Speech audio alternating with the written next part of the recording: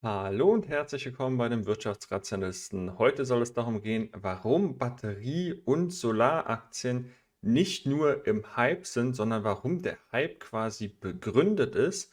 Und dabei gucken wir uns ein Video von dem Herrn Tony Seba an. Der hat schon vor über 10 Jahren prognostiziert, dass ungefähr ab dem Jahr 2020 Elektroautos den Massenmarkt erreichen und es bis zu dem Jahre 2030 geschafft werden kann, dass ein Land oder eine gesamte Wirtschaft 100% elektrisch funktioniert. Das hängt natürlich dann auch davon ab, wie schnell alles umgesetzt wird, aber wir sehen jetzt hier auch gleich in dem Video, was wir uns gemeinsam angucken und was ich dann noch ein bisschen kommentieren werde, wie dieses ganze System funktionieren soll und warum es dann letztendlich besser ist als das, was wir momentan haben. So, und keine Sorge, ich werde die wichtigsten Sachen immer übersetzen. Das wird natürlich hier aber vom Google-Übersetzer quasi mit übersetzt, also im Untertitel für die Leute, die jetzt nicht so super gut Englisch können. Aber ich werde, wie gesagt, dann nochmal die wichtigsten Sachen immer, nachdem er die Sachen gesagt hat,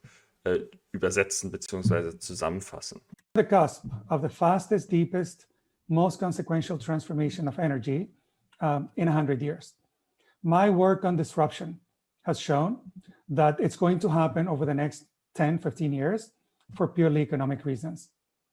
You know, in 2010, Also hier nochmal, es wird in den nächsten 10 bis 15 Jahren passieren, diese Revolution. Und das nicht, weil es irgendwie ökologisch sinnvoll ist, sondern aus reinen wirtschaftlichen Gründen. Also ist natürlich auch ökologisch sinnvoll, aber aus reinen wirtschaftlichen Gründen.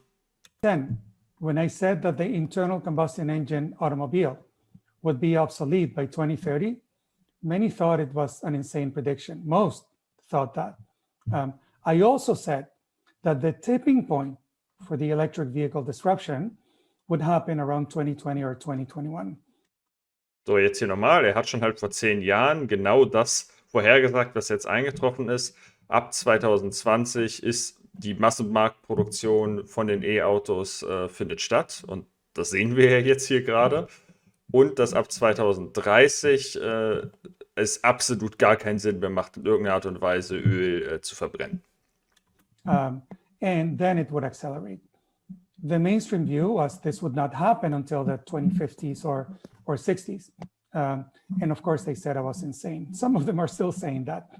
But my numbers, the cost curves of batteries and electric vehicles and so on, were clear on how it would happen.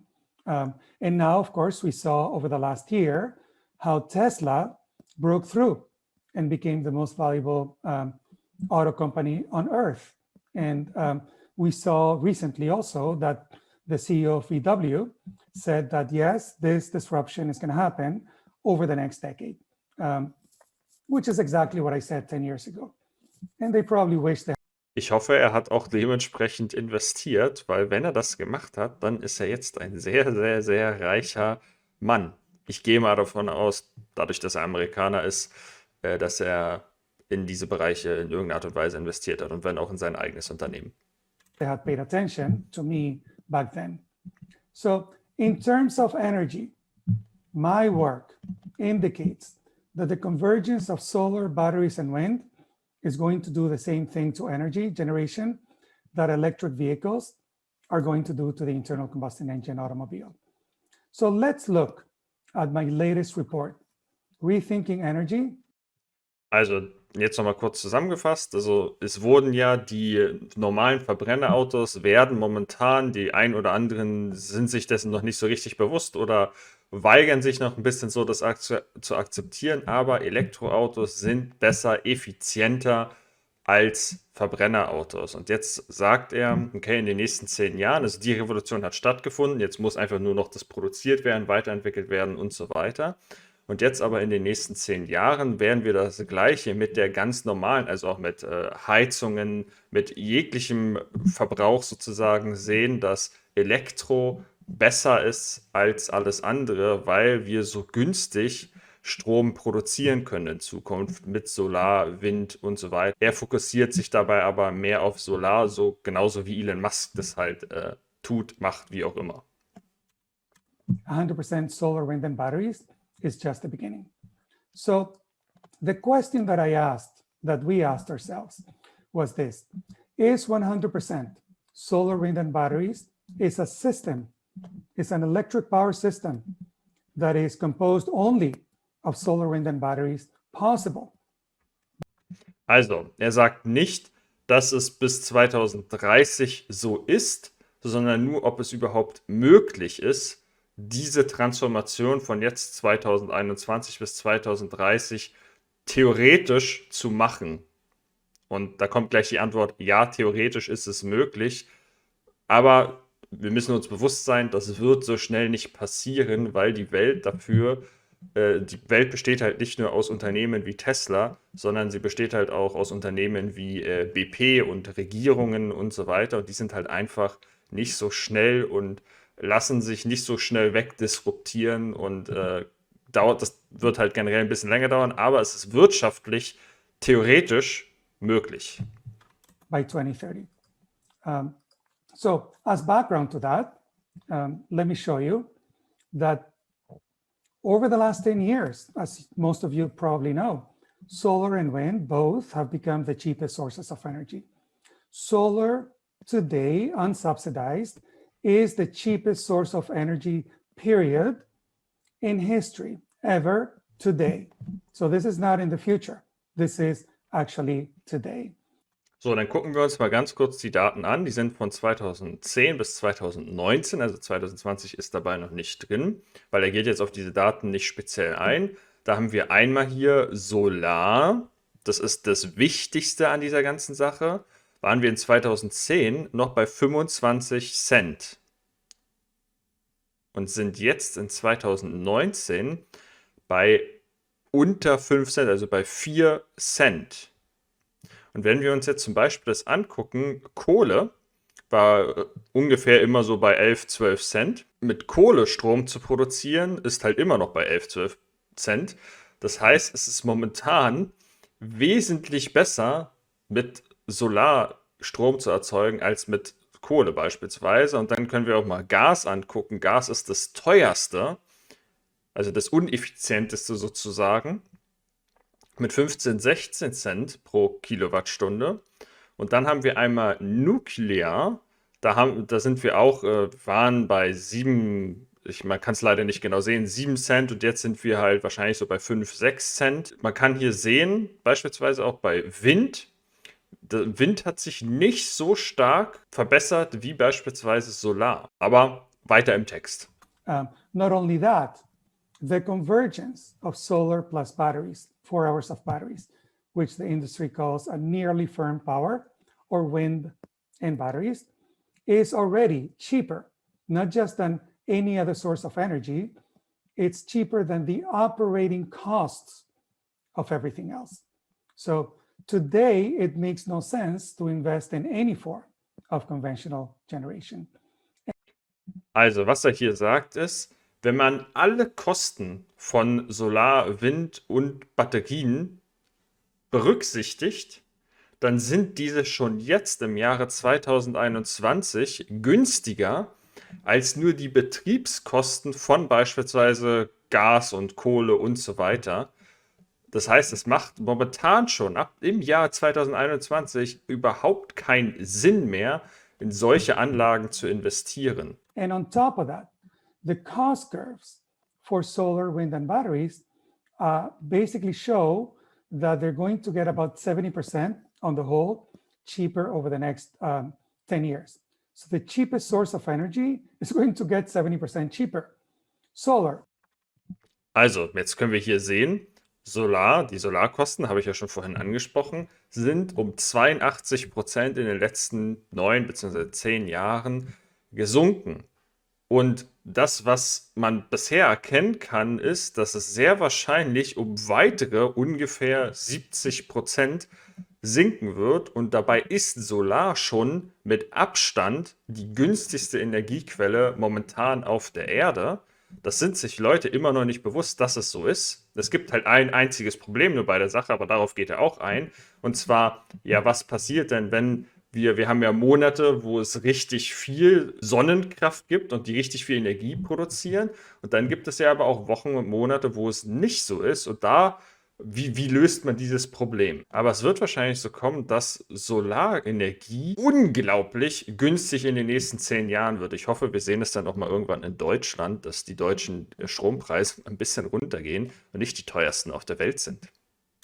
Went down in cost by about 82%, and we expect the next decade to see 72% drop in costs. Wind went down by 46% since 2010, and we expect another 43%. Ja, das haben wir schon gesehen. Wind ist halt nicht so krass von der Kostenreduktion, aber immerhin, wenn das sich trotzdem der Trend immer weiter fortsetzt, dann ist Wind auch jetzt schon ja eine sehr gute Möglichkeit und auch immer weiterhin eine gute Möglichkeit und vielleicht ergänzen sich Solar und Wind auch in dem Fall ein bisschen, aber das ist gar nicht nötig, das sehen wir dann gleich. Drop. Batteries went down by 87% in costs over the last 10 years. And we expect them to go down by another 80% over the next 10 years. So the question. Also auch da ganz klar, Batterien werden in Zukunft unglaublich günstig werden. Tesla zeigt, was deren Plan für die nächsten 5 Jahre ist. Da werden sie die Batteriekosten um 50% senken. Dann haben sie ja immer noch weiter 5 Jahre, um die restlichen 30% quasi zu senken. Und ich bin mir auch ziemlich sicher, dass das so ungefähr stimmt, was er sagt. Jedenfalls auch dem, was Tesla plant. Und generell kann man das schon fast so ein bisschen, dieses ganze Video hier, als Tesla-Werbevideo sehen, weil alles, was er hier anspricht, von allen Trends, von allen Sachen, von allen wirtschaftlichen Ereignissen, profitiert Tesla. Denn Tesla ist in Solardächer drin, ist in Batterieproduktion drin und ist in E-Mobilität drin. Und möchte aber auch dann in Richtung halt jegliche elektrische Sachen gehen, wenn sie es dann machen müssen, weil es keine andere macht. Zum Beispiel halt im Haus die ganze Technik, also Heizung und so weiter. Auch das ist für Tesla ein Bereich, in dem sie gegebenenfalls reingehen und auch schon Ankündigungen so ein bisschen gemacht haben oder man vermuten kann, dass sie da reingehen in diese Bereiche. Of whether 100% solar, wind, and batteries, what we call SWB, electric power system, basically yielded very interesting findings. Is it possible by 2030, and how much will it be?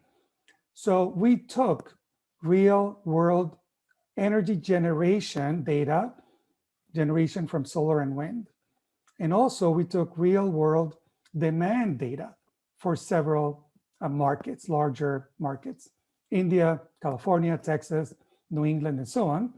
And we took that and we analyzed how it would grow to be 100% in those markets. The first key finding that is non-intuitive is this. There is a non-linear relationship between generation and storage. Also worum geht es hier gerade? Es geht um das Problem, was ich vorhin schon angesprochen habe. In den Monaten und Wochen gibt es ja unterschiedlich viel Stromproduktion durch die regenerativen Lösungen Solar und Wind. Und da braucht man, die Lösung sind sozusagen Batterien.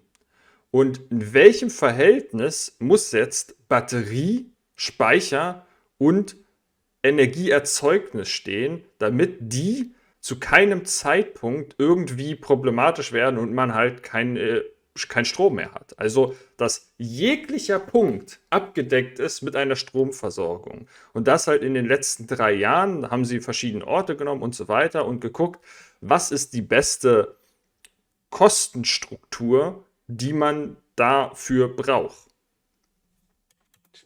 So there are thousands of possible energy systems that are along that U-curve that are 100% SWB, thousands. So it is possible. And there is a non-linear trade-off between generation and storage. So that's another key feature of disruption. This is not a one-to-one substitution where you take one coal mine, one coal power plant or nuke or whatever, and you substitute that one with solar plus storage. This is a completely new system, completely different system.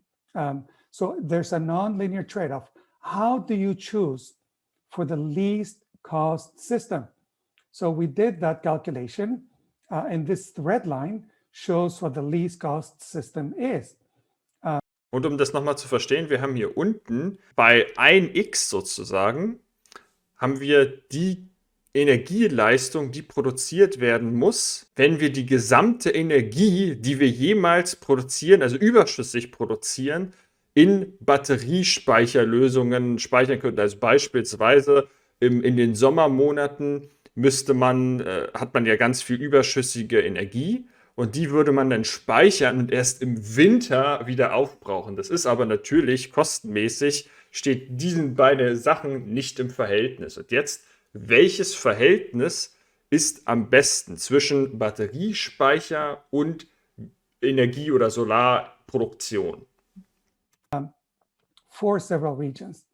And what we found was, because of that non-linear trade-off, is that to have 100% SWB, you can do that with anywhere from 1 day to 4 days of storage. That's it.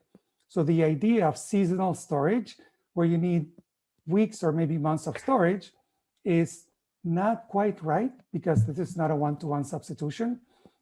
So only 1 to 4 days of storage are needed, depending on the region. But to do that, you need to build capacity for solar and wind that essentially is 3 to 5 times what the demand is today. Also, man braucht, ich gehe mal jetzt immer von den höchsten Werten aus, man braucht eine Batterie, die 4 Tage an Strom eines Haushalts mehr oder weniger speichern kann. 4 Tage, allerhöchstens. Jedenfalls in den Regionen, die sie getestet haben. Und dazu gehört auch New England, die nicht so gute Solarbedingungen hat. Und man braucht dadurch dann 5-mal so viel Energieproduktion, wie eigentlich durchschnittlich verbraucht wird. Ich hoffe, es ist klar, was damit gemeint ist. Und jetzt würde man sagen, okay, man muss 5-mal so viel Energie produzieren, wie eigentlich gebraucht wird, damit man halt in den Wintermonaten genügend Energie hat. Ist ja irgendwie ein bisschen uneffizient. Und nein, sein Modell sagt halt gerade, selbst wenn man diese Kostenpunkte sozusagen nimmt, also man braucht halt Batterien für 4 Tage und man hat dieses 5-mal mehr, als man eigentlich braucht, ist immer noch wesentlich günstiger und wird noch viel günstiger, als es jetzt mit Öl und Kohle und was weiß ich was ist. Kernkraft lassen wir eben aus, weil das ist immer noch sehr günstig. Da kann Solar vielleicht noch nicht so mit dieser Batterielösung in Wettkampf treten, aber Kernkraft hat ja das Problem der Sicherheit. So because solar is getting to be so cheap, you can essentially build a lot more capacity in order to have less battery storage. So like I said, we did that work for many regions. And what we found was that 100% SWB, if we start 2021 and we finish it by 2030, is the cheapest possible electric power system, period. No subsidies, nothing. So if we start building a 100% SWB system today, it will be the cheapest power system. And we could stop there. I mean, in the United States, it would cost about $2 trillion to fully electrify 100% SWB, which is 1% of GDP over the next 10 years. But wait, there's more. Another key finding is that this system, because it's designed for the lowest possible combination of wind and solar resources, essentially will create super abundant, near zero marginal cost energy the rest of the year. Zero cost clean energy, super abundant the rest of the year. We call that superpower. Now, what does that mean? So for these regions, California, Texas, New England, for instance, New England has the poorest solar or wind resources in the nation.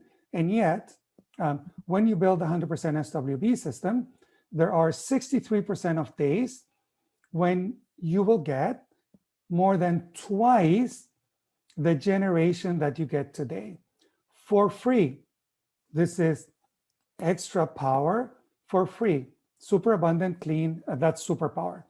In California and Texas, you get free superabundant power 93% of days. Also was bedeutet das? Ich habe es ja schon mehrfach angedeutet. In den Monaten, wo natürlich mehr Sonne scheint, weil man ja die höhere Kapazität von 3 bis 5 Mal mehr Energieproduktion hat, hat man ganz viele Tage oder Wochen, Monate, den größten Teil im Jahr, hat man eine riesige Energieproduktion, wofür eigentlich momentan gar keine Verwendung ist, weil man die Energie halt eigentlich gar nicht braucht.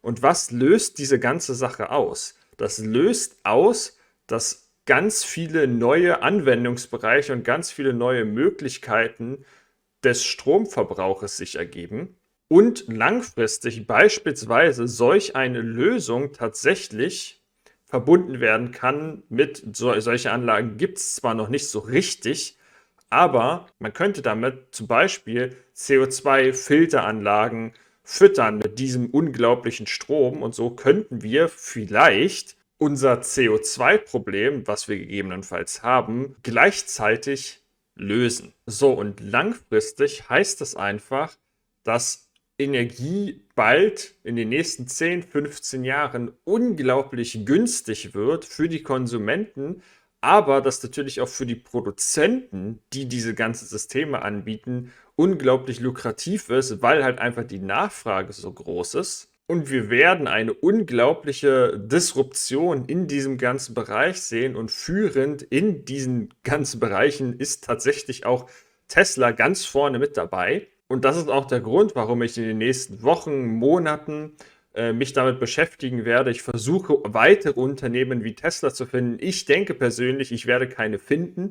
Ich werde hier aber Energie und Solar und Wind und so weiter Unternehmen vorstellen hier auf dem Kanal. Aber ich denke tatsächlich, dass ich keine besseren finden werde mit dem Chance-Risiko-Verhältnis, weil Tesla halt auch noch das autonome Fahren da drin hat. Aber eins muss euch bewusst sein, ich denke, es hat auch keiner hier auf dem Kanal, der das jedenfalls sieht, Ölfirmen. Aber falls ihr Ölfirmen habt in eurem Depot, also ich bin ja kein Anlageberater, aber ich persönlich würde die ganz, ganz schnell verkaufen, weil langfristig dieses System von Solar, Wind und Batterie dem Ganzen so unglaublich überlegen ist, dass die Firmen, wenn die nicht umschichten, ganz, ganz schnell, und ich habe das noch bei keinem einzigen Unternehmen gesehen, dass sie diese Anstrengungen jedenfalls haben, dass die alle verschwinden werden. Es wird eine komplette Umschichtung dieser ganzen Sachen geben und beispielsweise kann man ja trotzdem ein System beispielsweise entwickeln, wo man für die Wintermonate von mir aus Gaswerke noch hat oder auch Nuklear oder irgendwas anderes. Aber die werden halt so klein sein, diese Bereiche, dass die Unternehmen kaum damit die Gewinne fahren können. Und für Aktionäre ist halt nun mal das interessant, Gewinne, Margen und Umsatzwachstum und diese Sachen werden alle nicht mehr vorhanden sein in dieser Branche. Und damit verabschiede ich mich. Wenn euch das Video gefallen hat, dann gebt dem Video gerne einen Daumen nach oben. Wenn euch vor allem in Zukunft das interessiert, welche Unternehmen ich da so versuche herauszufinden und vorstelle, dann abonniert den Kanal. Und wenn ihr mehr von dem Tony Seba hören wollt, dann guckt euch auf jeden Fall den Kanal an. Der wird natürlich unten in der Videobeschreibung sein. Und wie ihr sehen könnt, ein Video vor 10 Jahren, warum Öl bis 2030 irrelevant sein wird. Also er ist wirklich jemand, der das schon sehr, sehr lange vertritt, diese Meinung und tatsächlich auch recht hat, bisher jedenfalls. Deswegen schätze ich seine Meinung sehr, sehr, sehr, sehr stark. Und damit bedanke ich mich für deine Aufmerksamkeit. Wir sehen uns beim nächsten Video. Bis dahin, ciao, ciao.